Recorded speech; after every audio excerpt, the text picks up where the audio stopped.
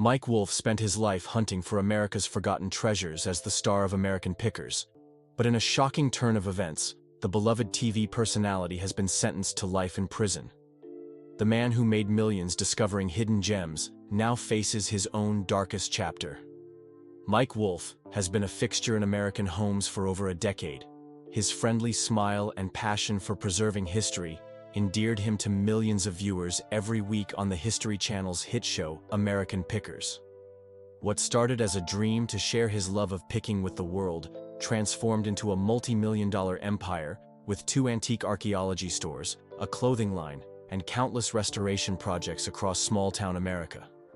But behind the carefully crafted image of a wholesome treasure hunter lurked secrets that would eventually lead to his downfall in what prosecutors are calling one of the most elaborate criminal schemes ever uncovered.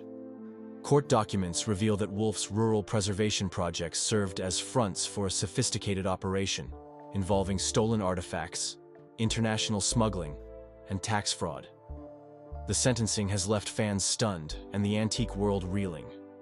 Wolfe's journey from beloved TV personality to convicted felon began in the rural town of LeClaire, Iowa, where he opened his first antique archaeology store long before cameras ever followed him across America's backroads. Born on June 11, 1964 in Joliet, Illinois, Mike Wolfe developed his love for picking at just 6 years old when he found a discarded bicycle in his neighbor's trash. His ability to see value in what others threw away would define his career and, ironically, lead to his undoing. As a child, Wolfe would take alternate routes to school to avoid bullies, cutting through alleys and backyards where he discovered discarded treasures. This early habit of finding unexpected paths would later help him navigate the criminal underworld. By 2010, Wolfe had transformed his picking hobby into the hit show American Pickers, where he and co-host Frank Fritz traveled across the country searching for valuable antiques. Viewers were captivated by their adventures and the colorful characters they met along the way. The show's success catapulted Wolfe to fame and fortune, allowing him to expand his business empire and establish himself as a voice for small-town preservation. What fans didn't know was that some of the most valuable items never made it onto the screen. Prosecutors now claim that Wolfe used the legitimate show as cover for identifying and acquiring stolen historical artifacts through a network of underground dealers.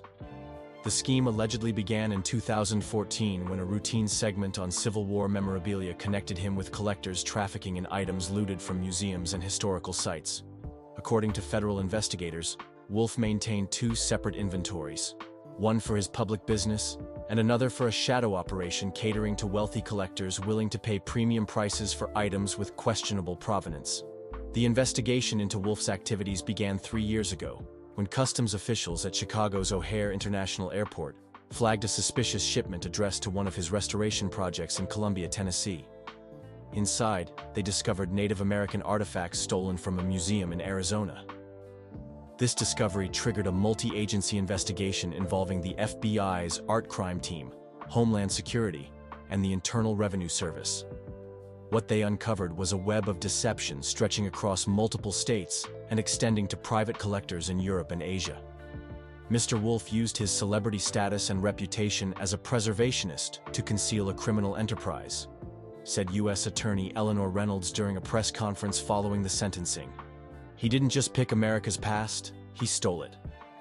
The investigation revealed that Wolfe's preservation work in small towns across America provided the perfect cover for his illicit activities.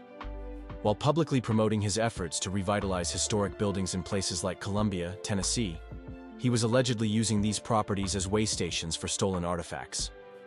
Investigators found hidden rooms in several of his restoration projects, specially designed to store valuable items away from prying eyes. The ingenuity of the operation was impressive, if not for the fact that it was completely illegal, noted FBI Special Agent Marcus Harding. These weren't just random storage spaces. They were climate-controlled, secure facilities built specifically to house extremely valuable artifacts before they were moved to buyers. Former employees have come forward claiming they were kept in the dark about certain aspects of the business. James Turner, who worked as a restoration specialist on several of Wolfe's projects, told investigators that certain buildings were off-limits to most staff. "There were rooms we weren't allowed to enter," Turner stated in court documents. Mike would say they contained valuable items that were too fragile for others to handle. We never questioned it because, well, it was Mike Wolfe. The trial, which concluded yesterday after 6 grueling weeks, revealed the extent of Wolfe's operation. Prosecutors presented evidence that he had established a sophisticated network using his legitimate restoration projects as cover for moving and storing illegally obtained artifacts. One of the most damning pieces of evidence came from Wolfe's former assistant Claire Bennett, who testified that she maintained 2 separate inventory systems and financial records. There were items that never went into the stores or on the show, Bennett testified. Those were for the special clients. Bennett's testimony detailed how Wolfe instructed her to create false provenance documents for artifacts that had been looted from historical sites, museums, and private collections. She recounted meetings with high-end buyers in hotel rooms rather than at his antique archaeology stores. Mike had a code system for the illegal items, Bennett explained during her testimony. They were always referred to as off-book specials or private collection pieces. He was careful never to mention these transactions in emails or texts.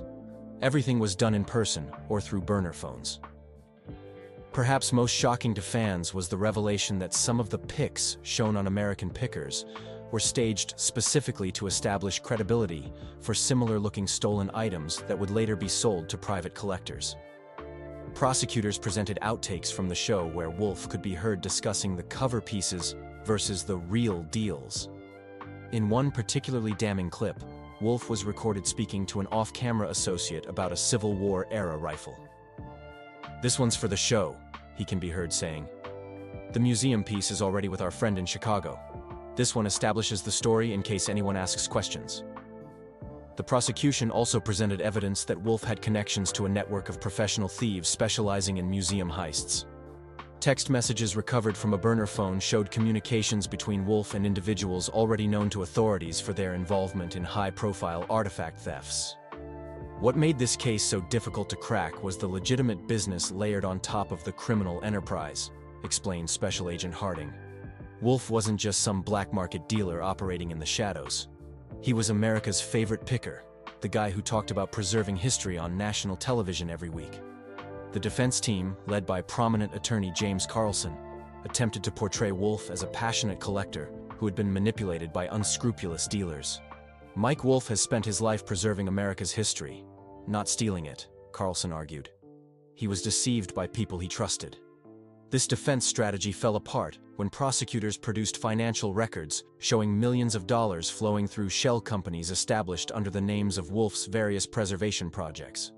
Forensic accountants testified that these companies served primarily to launder proceeds from the sale of illegally obtained artifacts.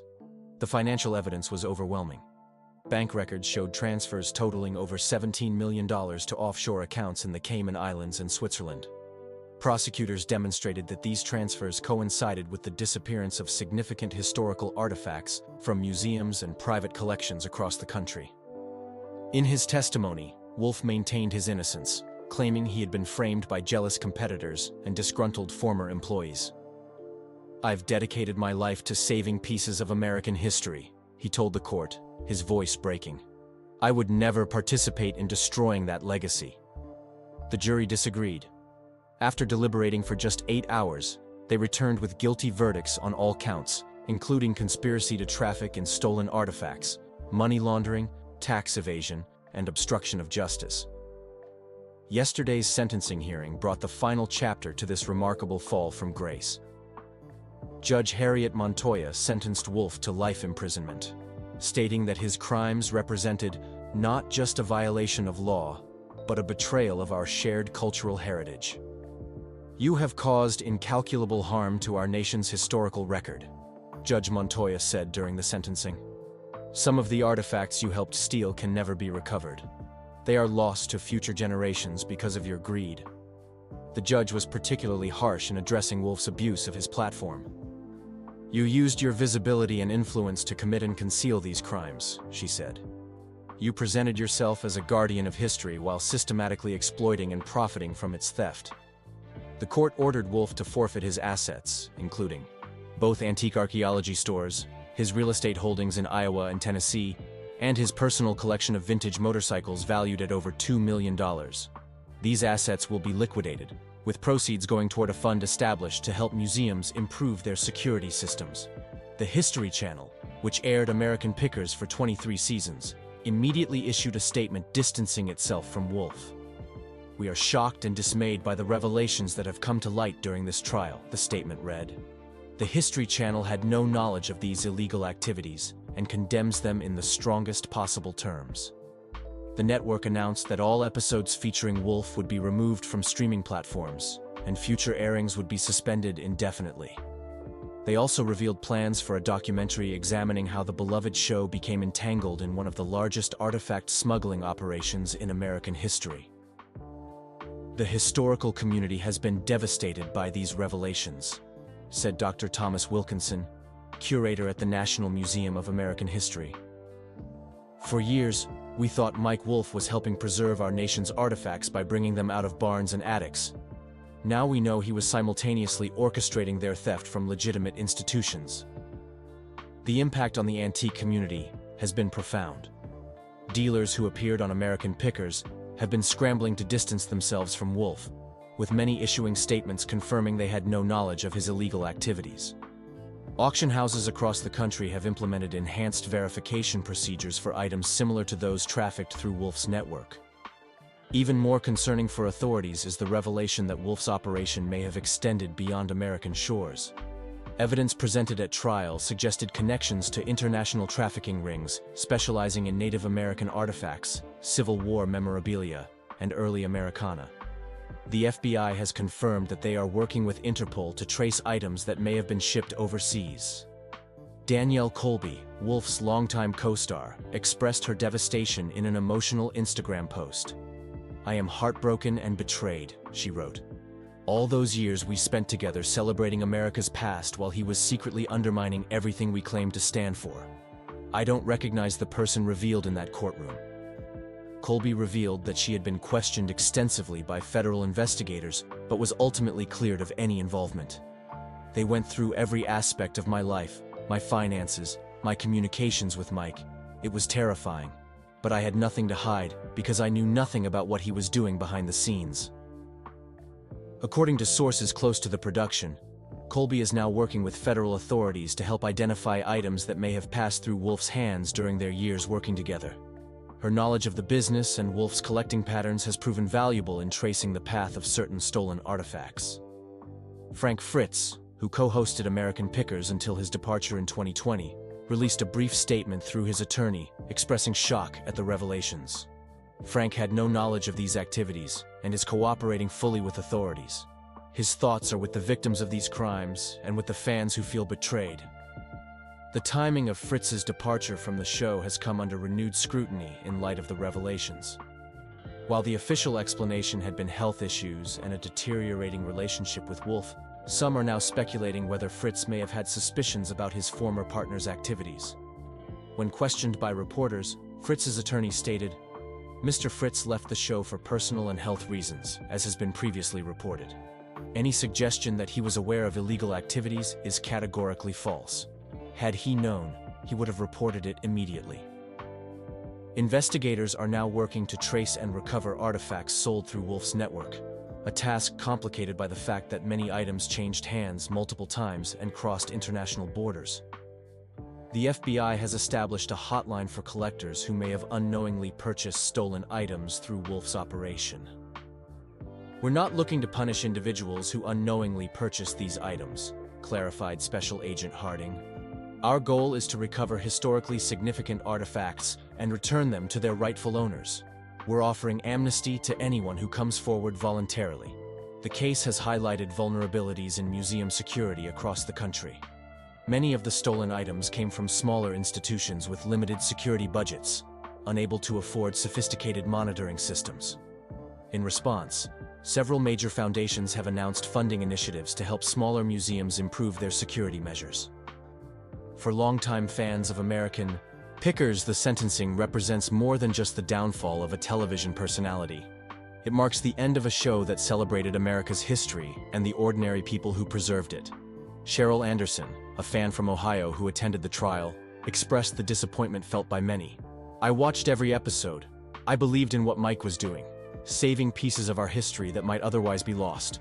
To learn it was partly a cover for stealing that same history, it's heartbreaking. Social media has been flooded with reactions from stunned fans, many of whom are grappling with reconciling the Mike Wolfe they thought they knew with the criminal revealed in court. "It feels like finding out Santa Claus is actually robbing houses on Christmas Eve," one Twitter user commented. The psychological impact of Wolfe's betrayal extends beyond simple disappointment.